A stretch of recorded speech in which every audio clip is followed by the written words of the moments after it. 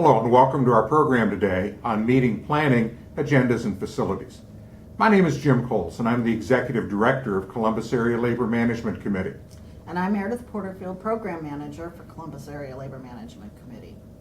Effective meetings begin with effective meeting planning.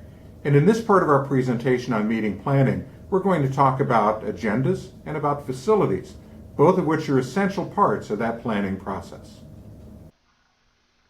The first thing you want to do is identify the purpose of your meeting.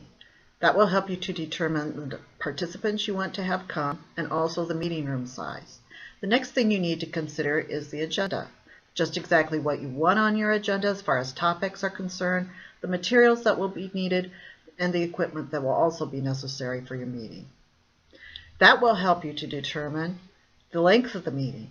Will you be having an all-day meeting? Will you be having a meeting for a couple of hours? Will it be a meeting for just a single day, or will you need multiple days for the meeting? You also will need to determine whether or not you're going to have refreshments, a meal, or you're going to need hotel lodging.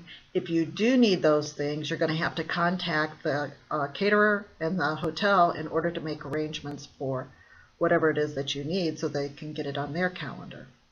The next thing you need to do is to consider the meeting environment itself. Is the meeting room accessible? Is it going to be accessible for those that are going to be coming to the meeting as far as traveling is concerned? There isn't any road construction going on. There isn't any other traffic problems that could occur. And is the meeting room going to be accessible for those who may have difficulty in getting around? The other thing that you need to consider as far as the room is concerned is noise level. You want to have a meeting room that is free from any kind of noise that could cause distractions during the meeting. So you want a soundproof meeting. The other thing that could cause distractions are temperature and lighting controls. If you don't have any kind of controls, meeting rooms have a tendency of getting either too hot or too cold, and that becomes a distraction. So you might want to have a meeting room that has some sort of temperature control if you can.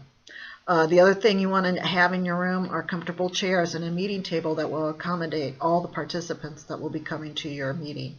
And the last thing is, if you can find a meeting room that has all the equipment that you will need, that would be great, because that way you won't have to bring the equipment yourself, and that eases you of having to think of any other additional items that you need to bring to the meeting. Thanks for joining us today for this information about meeting planning. Hopefully you'll be able to use it to plan and conduct effective meetings.